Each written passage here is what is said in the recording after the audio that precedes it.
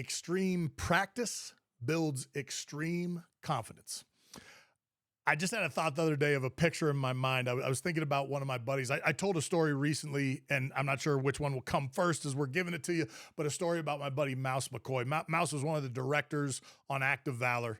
He's one of the best motorcycle riders in the world, racers, competitors. There's nothing he can't do on a bike. Scott Waugh, the other director, probably just as capable, close or just as capable on a motorcycle with vehicles. What these guys can do with these machines is otherworldly. And we're in awe of it. And then they look at what we do with guns and jumping out of planes and blowing things up and combat tactics, and they see the exact same thing. I think it's one of the reasons that film was so fun to be a part of, is you could sort of tell it was game, new game. They knew how to let us run, and they knew what they were doing to kind of capture it and how to do it. But I remember one day on set, Mouse would often kind of drive around the set on his motorcycle, like a little off-road, I don't know, Honda 250 or something like that, like just like kind of a dirt bike. But he'd go around, and he'd kind of scout locations to film and check things out. But I remember all of us are just sitting around, what do they call it in a movie when there's food? Catering. Catering's like the word they use for food, and there's always food present on one of these sets. We're all sitting around there getting something to eat, drink, and I remember seeing Mouse. A bunch of us are sitting there, and he comes in on this motorcycle. He's just riding this motorcycle at a speed where it looks like it should just tip over, but he's got such skill on this bike. There's nothing he can't make that bike do. It looks like an extension of his body. But I remember he's kind of just tooling in. Then all of a sudden, he just kind of speeds up, pops a wheelie, kind of runs this wheelie in a circle, comes around to where we are, and then in one fluid motion, turns the bike off. It coasts for a second. He hits the brake. All at the same time, his back leg's coming around, kicks the kickstand out, walks away from the bike, and then just walks to catering to get something to drink like it didn't happen. And it was pretty obvious he didn't do that because we were all there. This is the way I'm going to exit the bike because I know how to do something with a bike that no one else can do.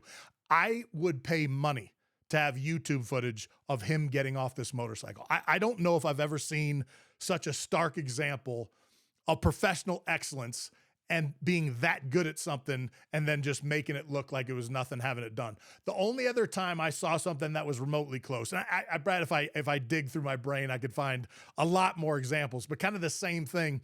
When I was in SEAL training, when we were in second phase, was when you do all the dive training. Most of that takes place, or early on, that all takes place in a pool where they're testing you to see if you're going to panic underwater and tying knots in your hoses and just freaking out to see if we can get you uncomfortable underwater and if you're going to be able to calm yourself and focus on the task at hand. But one of the instructors, his nickname was Instructor Batman, and he looked the part.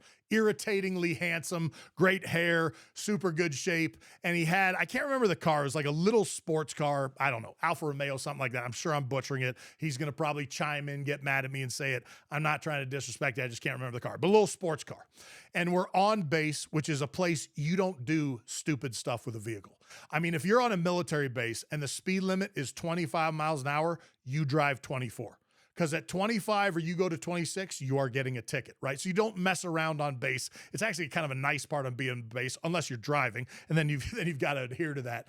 But I remember we're all getting ready to bring our dive gear up the pool deck. There's a long ramp that comes from the parking lot that you walk the tanks up to get to the combat training tank.